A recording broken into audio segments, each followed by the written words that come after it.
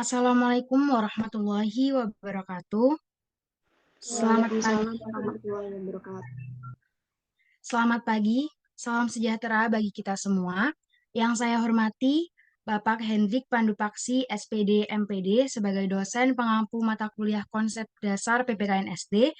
Kemudian yang saya hormati juga teman-teman kelompok 3 yang insya Allah hari ini berbahagia.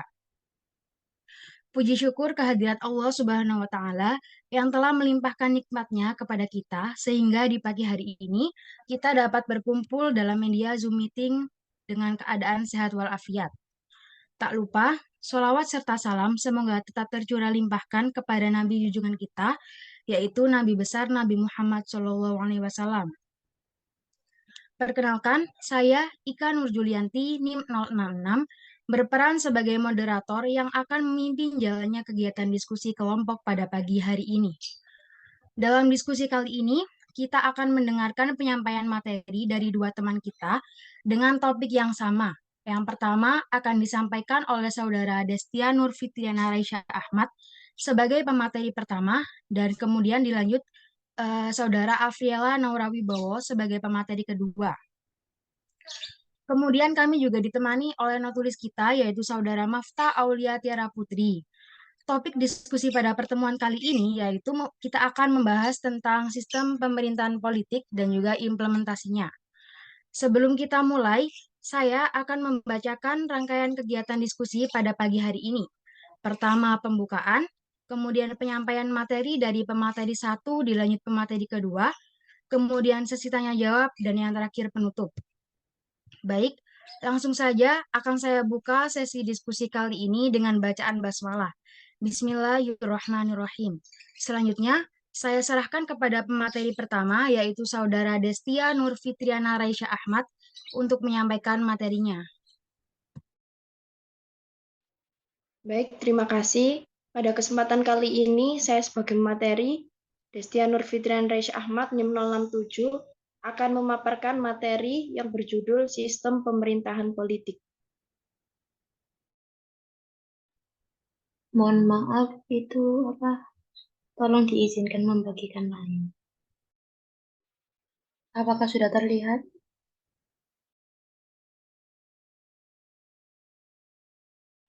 Sudah terlihat. Sudah, Mbak. Langsung saja, next.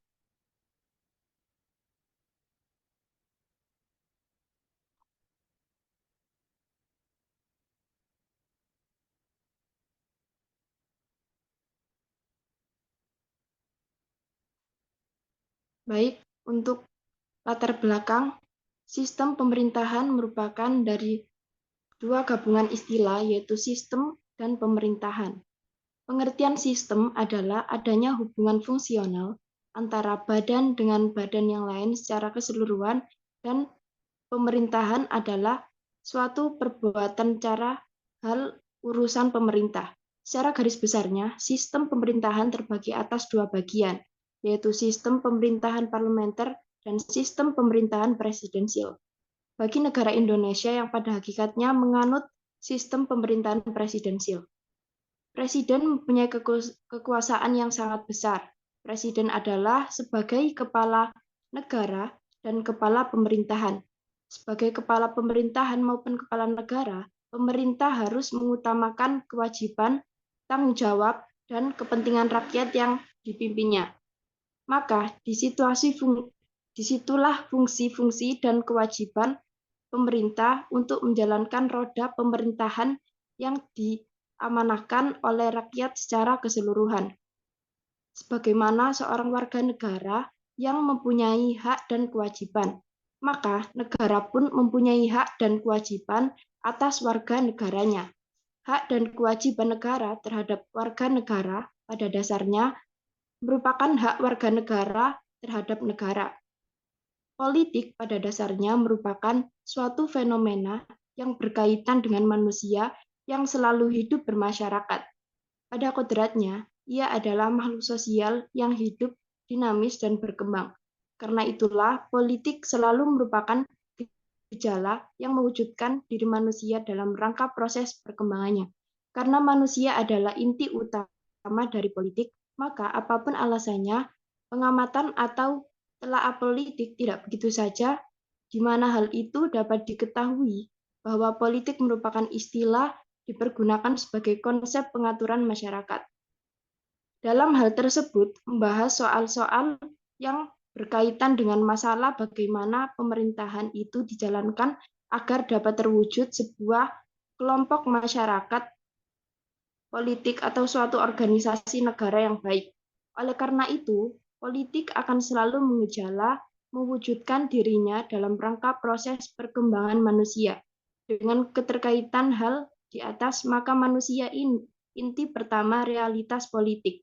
Apapun alasannya, pengamatan atau analisa politik tidak dapat begitu saja meninggalkan manusia. Ini menunjukkan bahwa hakikat politik adalah perilaku manusia, baik berupa aktivitas ataupun sikap yang bertujuan mempengaruhi atau mempertahankan ketahanan sebuah masyarakat dengan menggunakan kekuasaan. Penyelenggaraan kekuasaan secara konstitusional adalah mencakup sebagai kekuasaan politik yang mencakup masalah, sumber kekuasaan politik, proses legitimasi, pemegang kekuasaan tertinggi, penyelenggaraan kekuasaan, fungsi-fungsi kekuasaan atau tugas ringan dan tujuan politik yang mudah dicapai. Oke, next.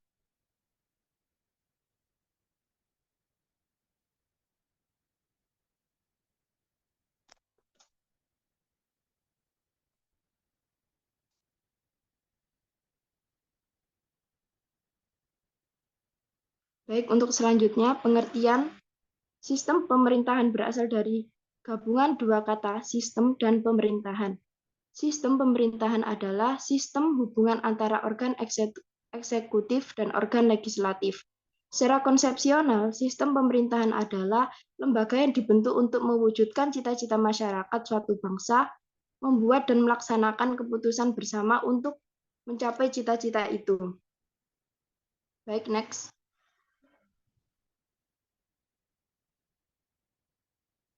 Kemudian yang selanjutnya tujuan.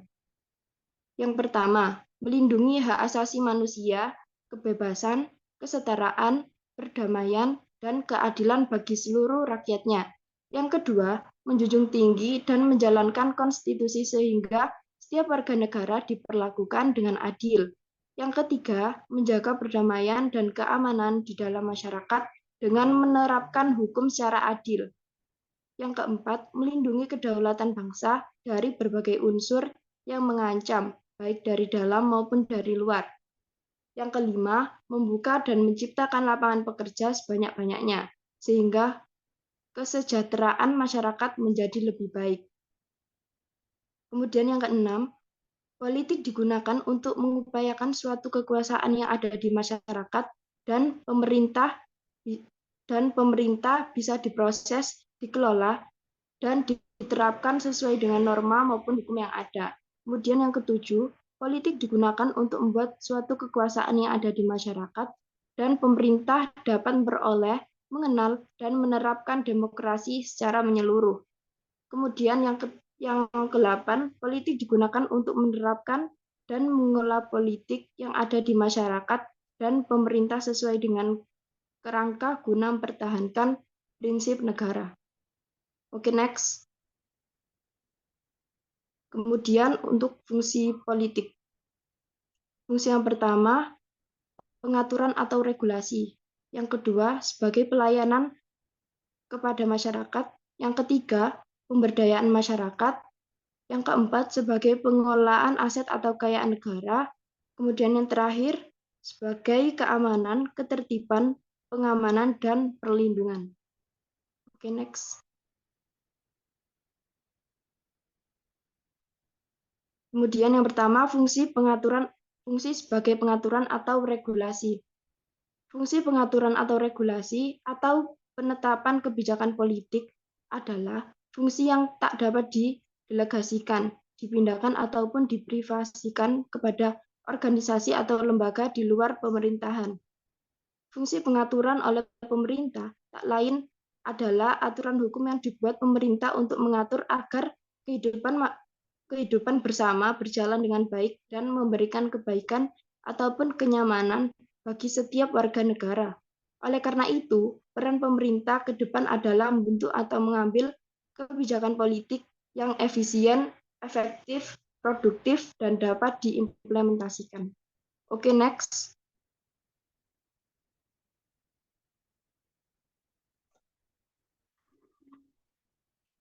Yang kedua, sebagai fungsi pelayanan kepada masyarakat. Konsep pelayanan mengandung bermacam-macam arti, meliputi berbagai kegiatan, dan dipakai untuk berbagai bidang studi. Fungsi pelayanan merupakan salah satu fungsi primer yang harus dijalankan pemerintah untuk mencapai tujuan negara Indonesia. Menurut Sedar Mayanti, pelayanan berarti melayani suatu jasa yang dibutuhkan oleh masyarakat dalam segala bidang. Kegiatan pelayanan kepada masyarakat merupakan salah satu tugas dan fungsi administrasi negara. Oke, next.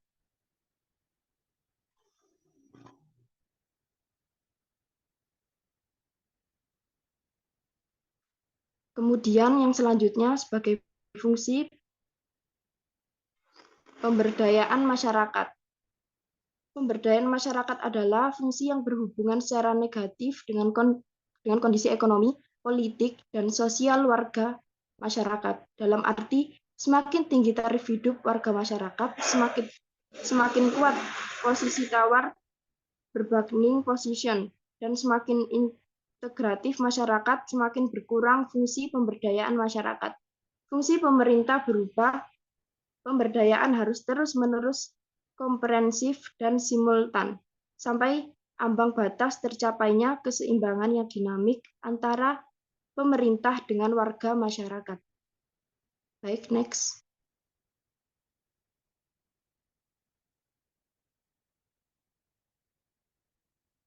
Kemudian untuk yang selanjutnya, sebagai fungsi pengolahan aset atau kekayaan negara. Aset atau kekayaan negara merupakan sebagai suatu yang bernilai ekonomi, baik berupa fisik dan non-fisik, maupun berupa uang, surat-surat berharga, dan kekayaan alam yang terdapat di bumi Nusantara. Sumber daya dapat didefinisikan sebagai kekayaan suatu bangsa yang menjadi modal bagi kejayaan masa depannya. Sumber daya tersebut merupakan milik seluruh rakyat Indonesia yang dikelola atau diurus pemerintah. Oke, next. Sebagai fungsi keamanan, ketertiban, pengamanan, dan perlindungan. Ada yang berpendapat bahwa fungsi pemerintah di bidang pertahanan, keamanan, ketertiban umum, pengamanan, dan perlindungan sudah termasuk dan terkait dengan fungsi pemerintahan di bidang perumusan kebijakan pengaturan, pelayanan, pemberdayaan, dan fungsi pengelolaan aset atau kekayaan negara. Misalnya, fungsi keamanan dan ketertiban umum merupakan tugas aparatur kepolisian yang dapat juga dirumuskan sebagai fungsi pelayanan keamanan dan ketertiban umum oleh kepolisian. Selain itu, dapat diartikan juga melaksanakan fungsi pelayanan, pengamanan, dan perlindungan warga masyarakat dari berbagai gangguan keamanan. Oke, next.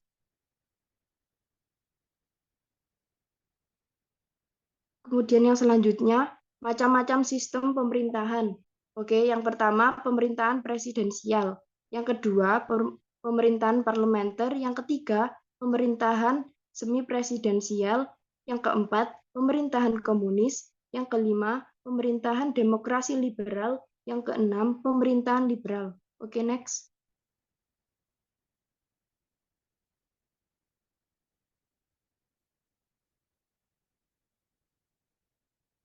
Baik, untuk yang pertama, pemerintahan presidensial.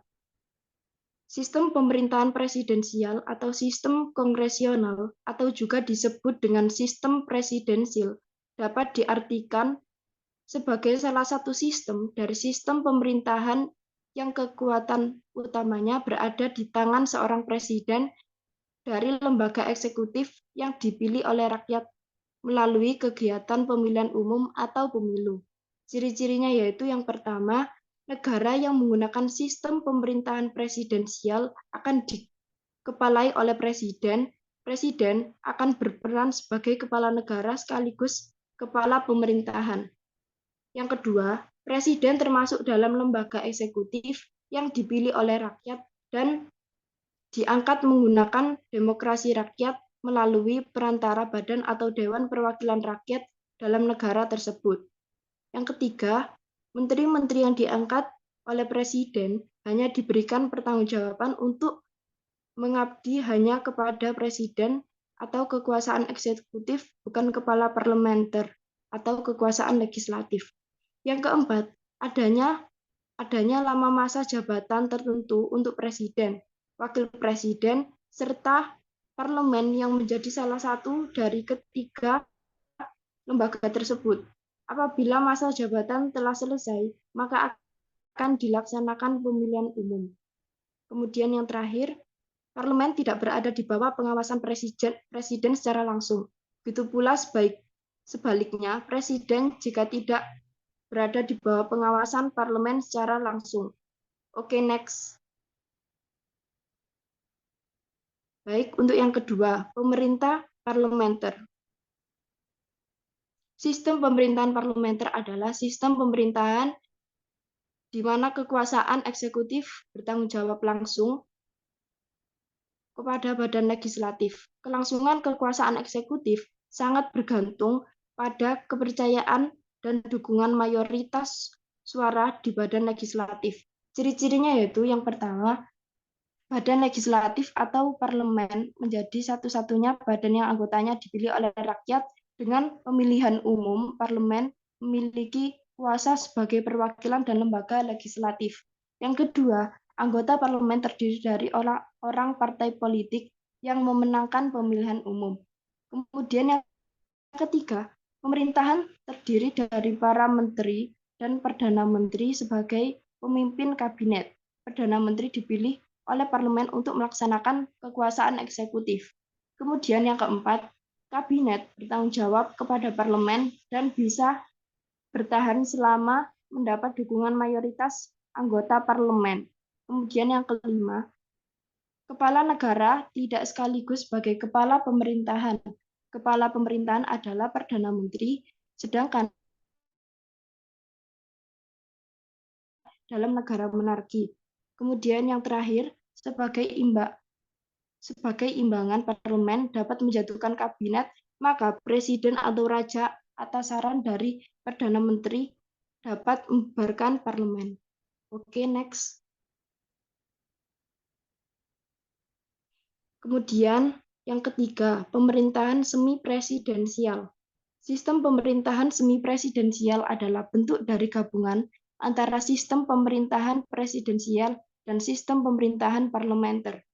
Sistem pemerintahan ini juga kerap disebut dengan sistem pemerintahan eksekutif ganda atau sistem pemerintahan dual eksekutif. Ciri-cirinya yaitu yang pertama, dikepalai oleh presiden sebagai kepala negara dan perdana menteri sebagai kepala pemerintahan. Yang kedua, presiden mempunyai hak prerogatif atau hak istimewa untuk mengangkat menteri-menteri yang memimpin departemen ataupun non-departemen. Kemudian yang ketiga, kekuasaan eksekutif atau presiden tidak dapat dijatuhkan oleh kekuatan legislatif. Kemudian yang keempat, para menteri bertanggung jawab terhadap kekuasaan legislatif. Kemudian yang kelima, kekuasaan eksekutif bertanggung jawab terhadap kekuasaan legislatif. Kemudian yang terakhir, masa jabatan masing-masing pemenang kekuasaan akan selesai pada periode tertentu. Oke, next.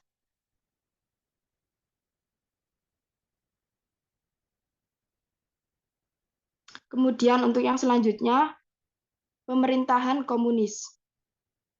Komunisme merupakan paham yang menekankan kepemilikan bersama atas alat-alat produksi, yaitu tanah, tenaga kerja, dan modal, agar tercapainya masyarakat yang makmur tanpa kelas dan persamaan derajat manusia.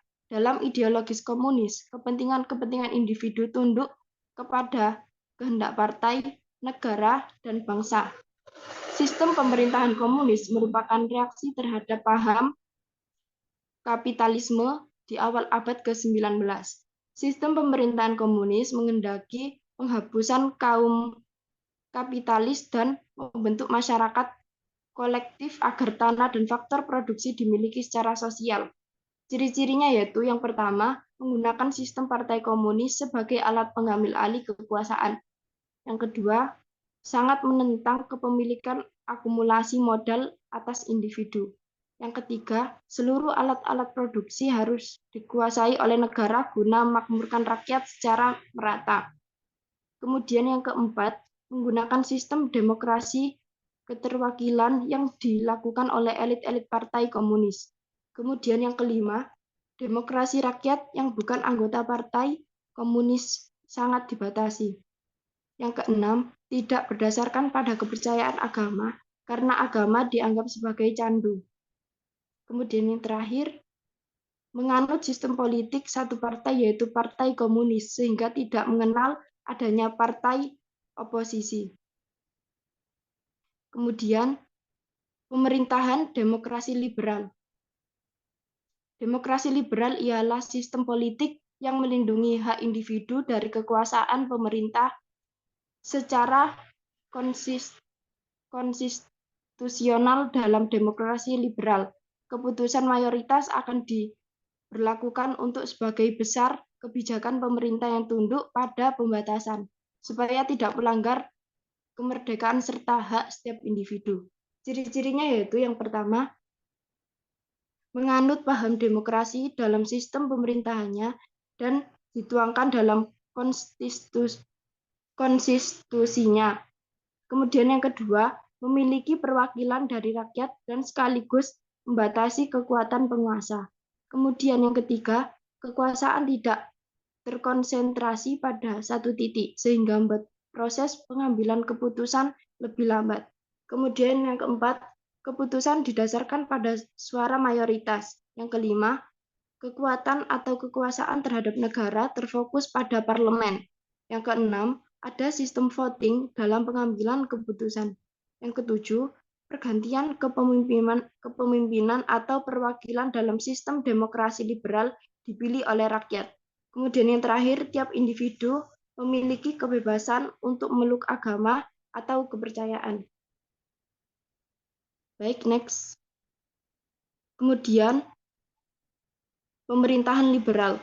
Sistem pemerintahan liberal menganut pada asas kebebasan sebagai landasan penetapan kebijakan.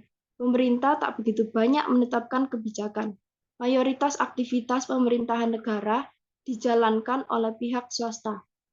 Liberal atau liberalisme merupakan sebuah ideologi, pandangan filsafat, serta tradisi politik yang didasarkan pada pemahaman bahwa kebebasan dan persamaan adalah nilai politik yang utama.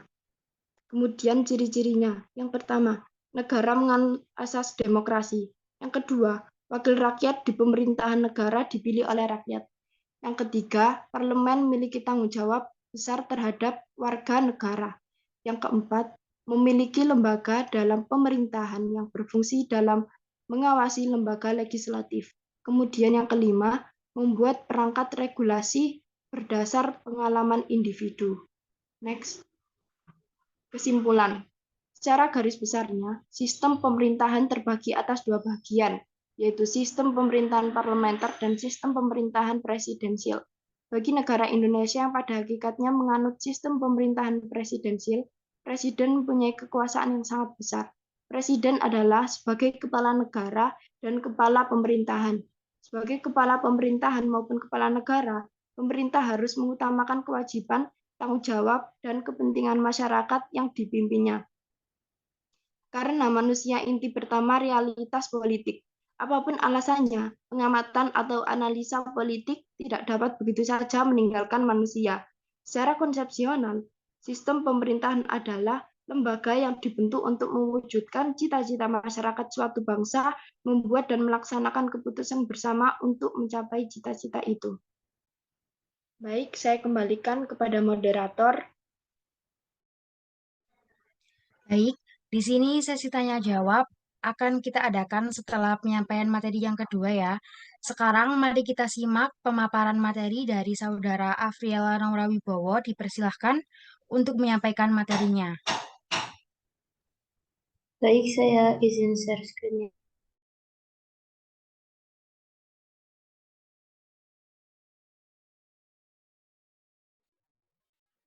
Baik, perkenalkan nama saya Afriela Naura Wibowo, NIM 072, sebagai pemateri kedua yang akan mempresentasikan implementasi sistem pemerintahan politik.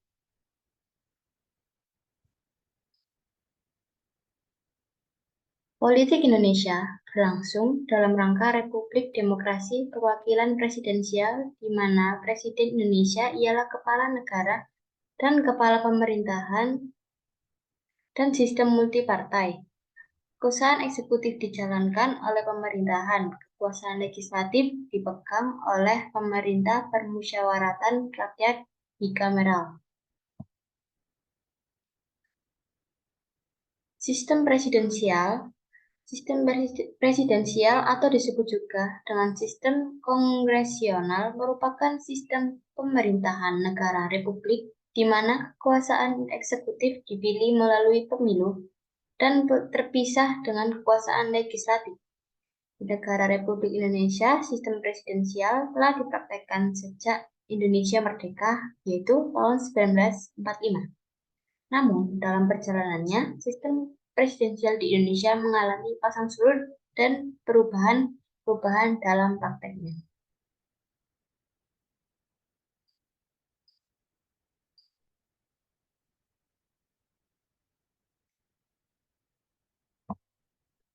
Jim Lee Asidik menyatakan beberapa prinsip pokok yang terdapat dalam sistem pemerintahan presidensial. Yang pertama, terdapat pemisahan kekuasaan yang jelas antara cabang kekuasaan eksekutif dan legislatif. Yang kedua, presiden merupakan eksekutif tunggal. Yang ketiga, pemerintah sekaligus kepala negara atau kepala pemerintahan. Yang keempat, pemerintahan mengangkat para menteri untuk membantu atau sebagai bawahan yang bertanggung jawab kepadanya. Yang kelima, anggota parlementer tidak boleh menduduki jabatan eksekutif dan demikian pula sebaliknya. Yang keenam, presiden tidak dapat membubarkan ataupun memaksa parlemen. Yang ketujuh, jika dalam sistem parlementer berlaku prinsip supremasi parlementer, maka dalam sistem pemerintahan presidensial berlaku prinsip supremasi konstitusi. Yang kedelapan, eksekutif bertanggung jawab langsung kepada rakyat berdaulat. Yang kesembilan, kekuasaan tersebar secara tidak terpusat seperti dalam sistem pemerintahan parlementer yang terpusat pada parlemen.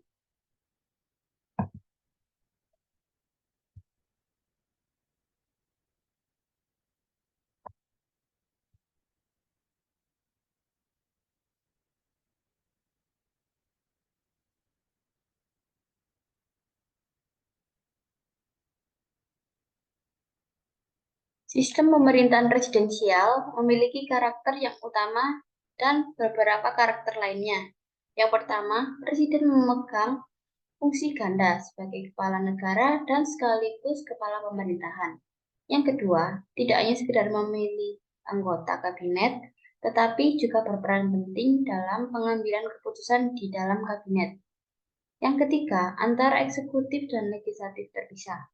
Yang keempat, pemisahan secara jelas antara pemegang kekuasaan legislatif dan eksekutif. Dalam sistem presidensial praktis, tidak tersedia ruang gerak bagi partai untuk menawarkan atau menjanjikan visi dan program pemerintahan presidensial, memisahkan dengan jelas wilayah eksekutif dan wilayah legislatif.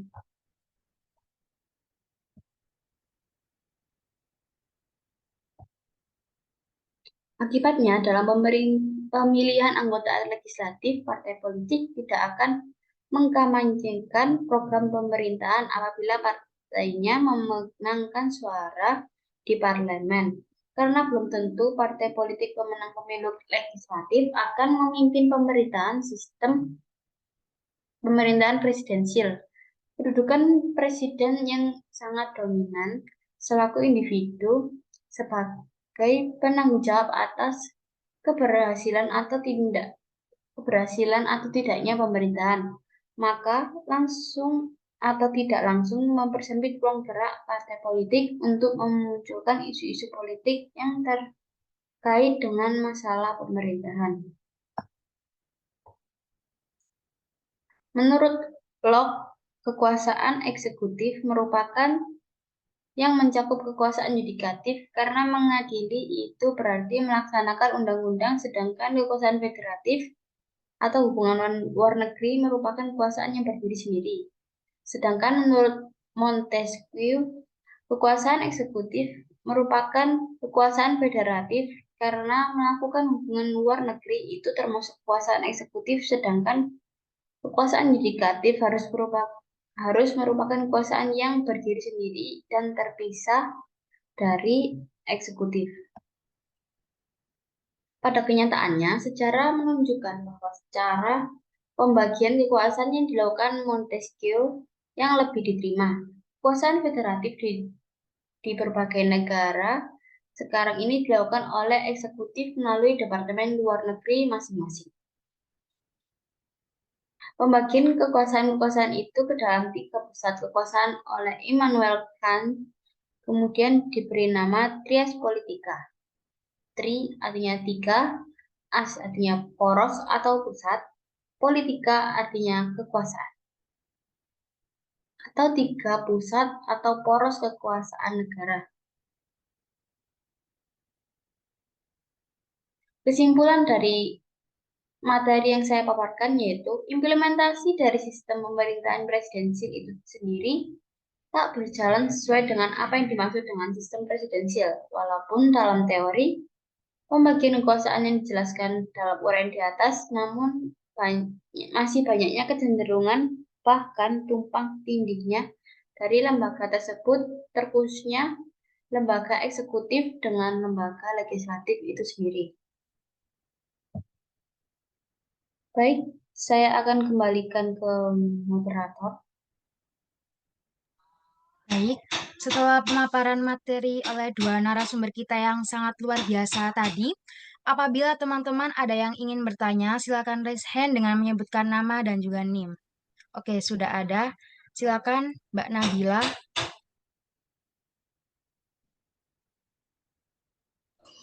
Baik, terima kasih atas kesempatan yang diberikan. Saya Nabila, NIM 075, izin bertanya ke pemateri pertama yaitu Mbak Raisa. Dari sering bergantinya sistem pemerintahan di Indonesia, alasan kuat apa yang membuat Indonesia itu memutuskan untuk saat ini menggunakan sistem pemerintahan presidensial?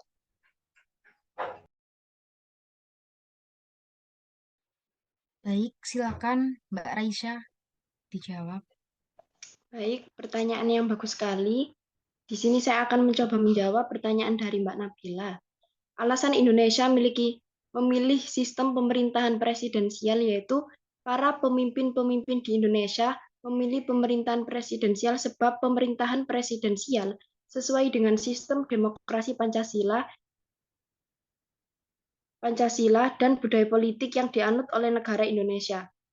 Jadi berdasarkan pasal 1 ayat 1 Undang-Undang Dasar 1945 yang berbunyi negara Indonesia adalah negara kesatuan yang berbentuk republik. Dapat disimpulkan bahwa bentuk negara Indonesia adalah kesatuan, sedangkan bentuk pemerintahannya adalah republik.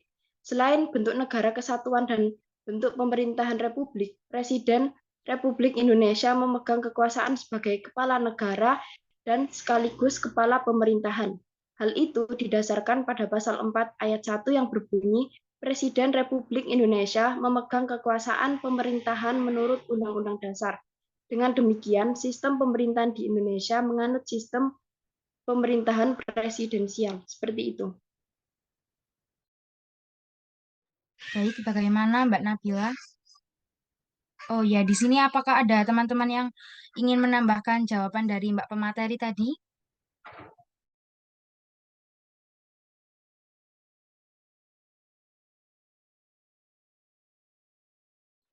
Baik, Mbak Eka Citra, silahkan. Baik, sebelumnya terima kasih atas kesempatan yang diberikan. Perkenalkan, nama saya Eka Citra Wulandari dengan NIM 074. Saya ingin menambahkan pertanyaan dari Mbak Nabila. Tadi kan pertanyaannya alasan kuat apa yang membuat Indonesia memutuskan untuk saat ini menggunakan sistem pemerintahan presidensial. Nah, menurut saya, sistem presidensial yang dianut Undang-Undang Dasar Negara Republik Indonesia 1945 telah memberikan kewenangan eksekutif kepada presiden, bukan kepada parlemen presiden dalam Undang-Undang Negara Republik Indonesia 1945 tidak dapat dijatuhkan secara politik oleh Dewan Perwakilan Rakyat. Dan ia juga tidak dapat dibubarkan Dewan Perwakilan Rakyat. Namun, Presiden dapat dimintai pertanggungjawaban oleh Majelis Perwakilan Rakyat atau MPR apabila secara jelas telah melanggar Undang-Undang Dasar 1945. Dalam pemerintahan Indonesia, menteri-menteri adalah pembantu presiden dan diangkat oleh presiden. Oleh karena itu, menteri-menteri tersebut bertanggung jawab kepada presiden, bukan kepada DPR, dan bertanggung jawab atas segala pelaksanaan pemerintahan hanya presiden. Dari kriteria tersebut, maka dapat kita ketahui secara jelas bahwa sistem pemerintahan yang dianut Undang-Undang Dasar 1945 adalah sistem pemerintahan presidensial, dan sistem yang cocok untuk negara Indonesia saat ini adalah sistem pemerintahan presidensial. Terima kasih. Ya, bagaimana Mbak Nabila? Apakah sudah dapat menjawab pertanyaannya tadi? Sudah, terima kasih banyak. Ya, untuk yang lainnya, apakah ada yang ingin bertanya? Silakan raise hand. Baik, Mbak Febri. Baik, terima kasih atas kesempatan yang diberikan. Saya ingin mengajukan pertanyaan untuk Mbak Naura. Nah, di sini, saya belum memperkenalkan diri. Perkenalkan, nama saya Febrianti Alfianita dengan NIM 071. Saya ingin bertanya, apa kelebihan dan kelemahan dari diberlakukannya sistem presidensial? Terima kasih. Ya, sama-sama. Silakan untuk Mbak Naura dijawab pertanyaannya. Baik, terima kasih atas pertanyaannya, Mbak Febrianti. Saya akan menjawab. Kelebihan sistem pemerintahan presidensial yang pertama yaitu pemerintahan dapat leluasa karena tidak ada bayang-bayang krisis kabinet. Yang kedua, legislatif bukan tempat kaderasi untuk jabatan-jabatan eksekutif sebab dapat diisi oleh orang luar termasuk juga anggota parlementer sendiri. Maka yang ketiga, masa jabatan badan eksekutif lebih pasti dengan jangka waktu tertentu. Misalkan, pada jabatan Presiden Amerika Serikat selama 4 tahun, sedangkan Presiden Indonesia selama 5 tahun. Yang keempat, penyusun program kerja kabinet lebih mudah disesuaikan dengan jangka waktu masa jabatannya. Kemudian, kelemahan sistem pemerintahan presidensial. Yang pertama, pengawasan rakyat lemah. Kekuasaan eksekutif di luar pengawasan langsung pada legislatif sehingga dapat menimbulkan kekuasaan mutlak. Kemudian, pembuatan keputusan kebijakan publik umumnya hasil tawar-menawar antara eksekutif dan legislatif sehingga dapat terjadi keputusan tidak tegas dan memakan waktu yang lama. Yang terakhir, pengaruh rakyat dalam kebijakan politik negara yaitu kurang mendapatkan perhatian. Itu saja jawaban dari saya. Saya kembalikan ke moderator. Baik, apakah teman-teman ada yang ingin menanggapi jawaban dari pemateri? Nah, silakan Mbak Mafta. Baik, terima kasih atas kesempatannya. Sebelumnya, perkenalkan nama saya Mafta Aulia Tiara Putri, NIM 077. Saya ingin sedikit menambahkan jawaban dari Mbak Naura, bahwa kelebihan sistem pemerintahan presidensial adalah badan eksekutif lebih stabil kedudukannya karena tidak tergantung pada parlemen, serta masa jabatan badan eksekutif juga juga lebih jelas dengan jangka waktu tertentu.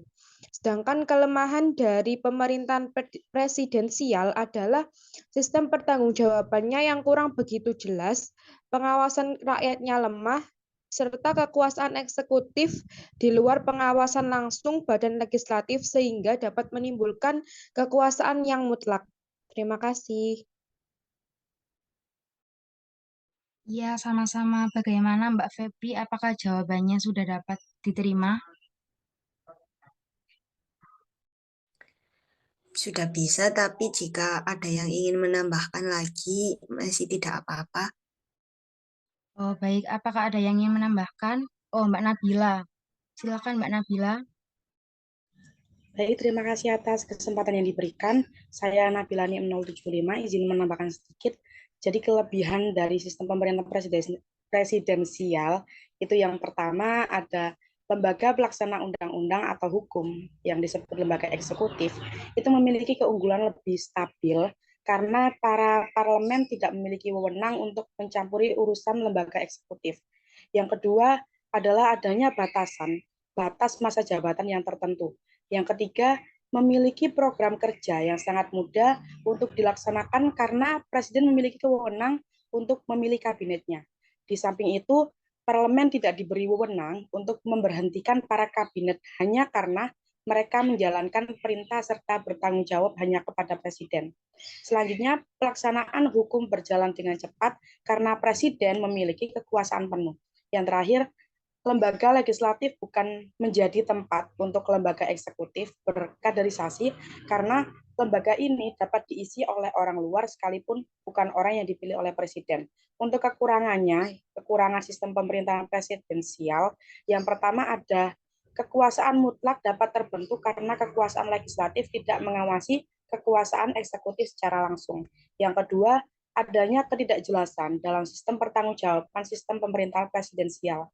Yang ketiga, kebijakan atau keputusan dibuat hanya berdasarkan hasil tawar-menawar yang dilakukan oleh lembaga eksekutif dengan lembaga legislatif yang membuat kebijakan atau keputusan tersebut bersifat tidak jelas. Yang keempat, diperlakukan waktu yang relatif lama dalam membuat suatu kebijakan atau keputusan.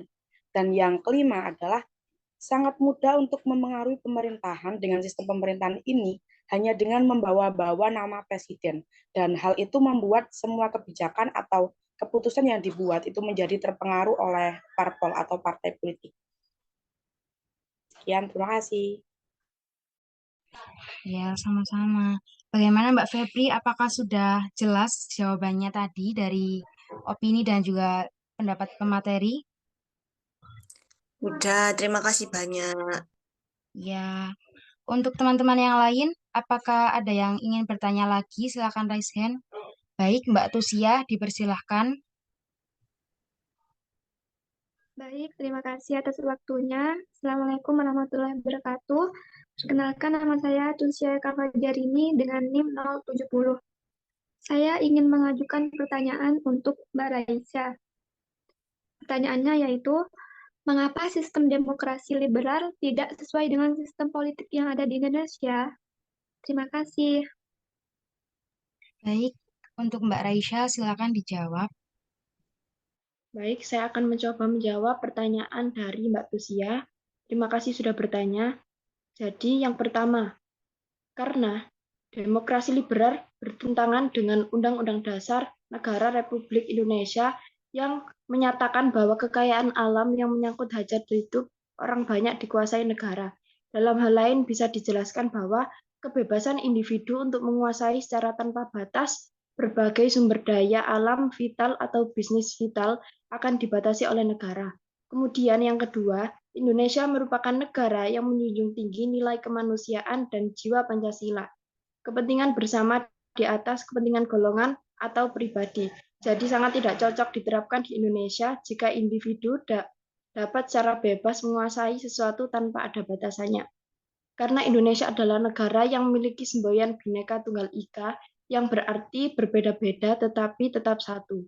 Ini berarti menjunjung tinggi masyarakat, musyawarah untuk mufakat, mendahulukan kepentingan umum daripada kepentingan pribadi. Hal ini tentu bertentangan dengan asas demokrasi liberal karena demokrasi liberal bersifat individualis atau terlalu bebas. Sangat tidak cocok diterapkan di Indonesia, juga tidak sesuai dengan jiwa Pancasila dan Undang-Undang Dasar 1945. Jika sistem demokrasi liberal ditetapkan di Indonesia, ini akan memungkinkan perpecah belahan antar warga Indonesia, terjadi konflik, permasalahan, disintegrasi nasional, dan lain sebagainya. Baik, di sini teman-teman apakah ada yang ingin menambahkan jawaban dari pemateri? Nah, udah ada ini Mbak Afifah, dipersilahkan.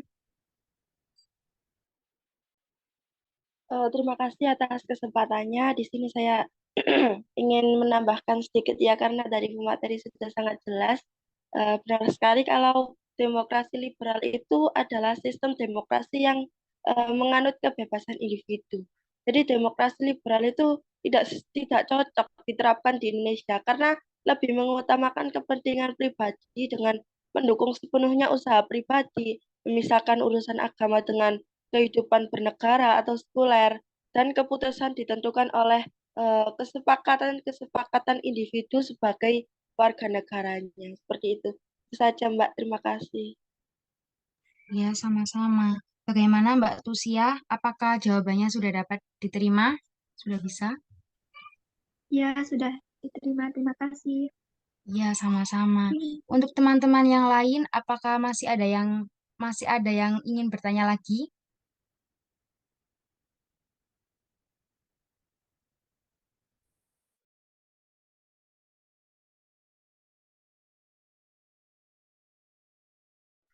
Baik, Mbak Laras Enggal, dipersilahkan.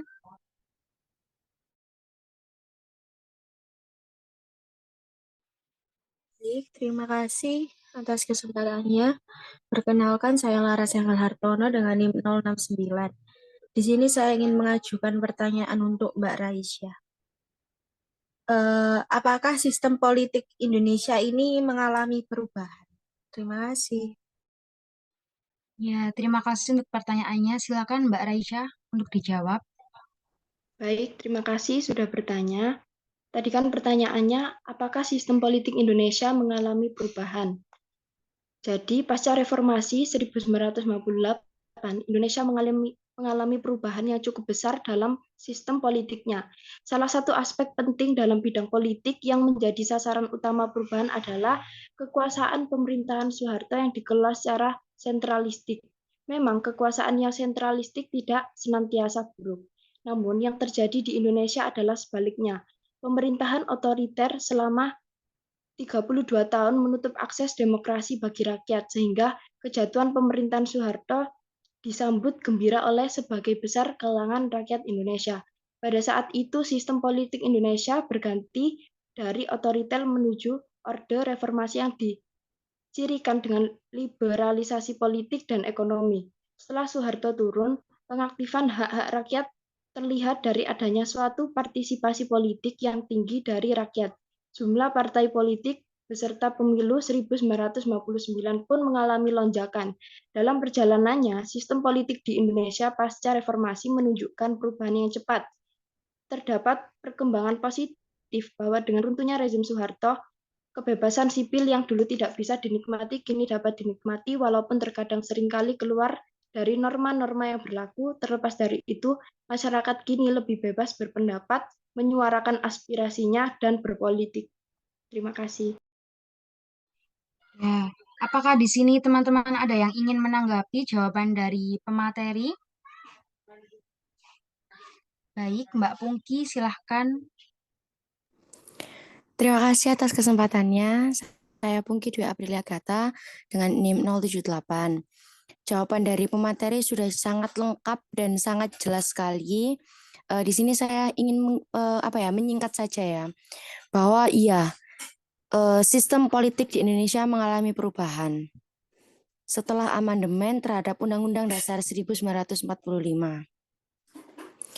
Perbandingan sistem politik Indonesia sebelum amandemen dan sesudah amandemen Undang-Undang Dasar 1945 adalah sistem politik Indonesia sebelum amandemen itu berbentuk negara kesatuan republik. Terima kasih.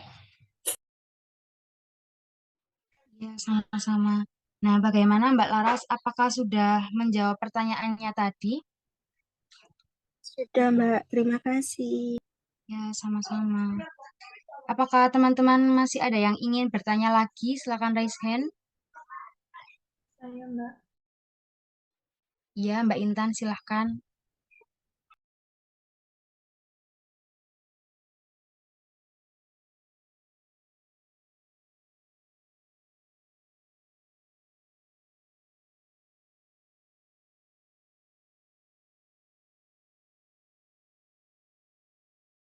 Baik, terima kasih Mbak Moderator atas waktunya.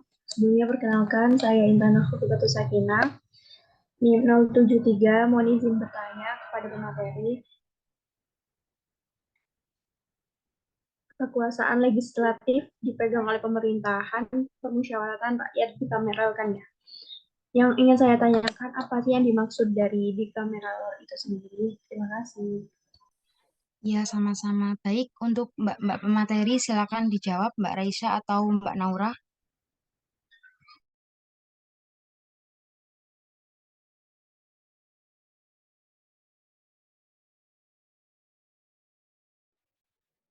Baik, saya akan menjawab apa itu bikameral.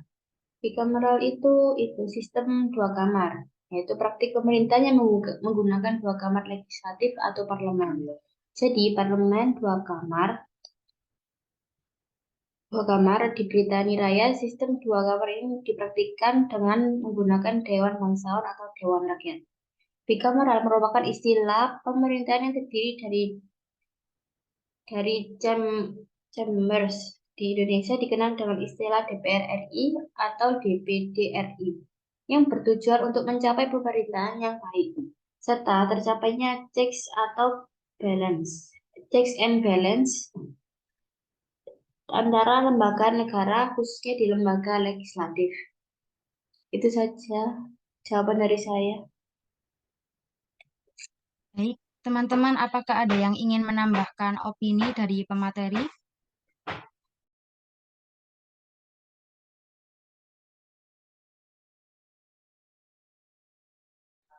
Kalau tidak ada, apakah di sini masih ada yang ingin bertanya lagi? Silakan raise hand.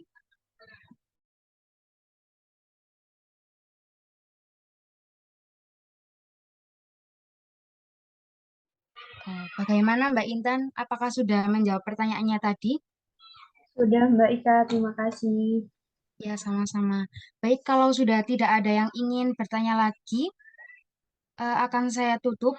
Alhamdulillah, kita sudah sampai di akhir acara. Terima kasih diucapkan kepada teman-teman yang sangat antusias aktif sekali dalam rangkaian diskusi pada kesempatan kali ini. Semoga ilmu yang kita dapat hari ini bisa bermanfaat bagi diri kita sendiri dan juga orang lain. Sebelum saya undur diri, saya sebagai moderator dan juga mewakili pemateri memohon maaf apabila ada tutur kata kami yang salah atau kurang berkenan di hati teman-teman. Sekian, terima kasih. Saya akhiri. Wassalamualaikum warahmatullahi wabarakatuh. Waalaikumsalam. Waalaikumsalam warahmatullahi wabarakatuh.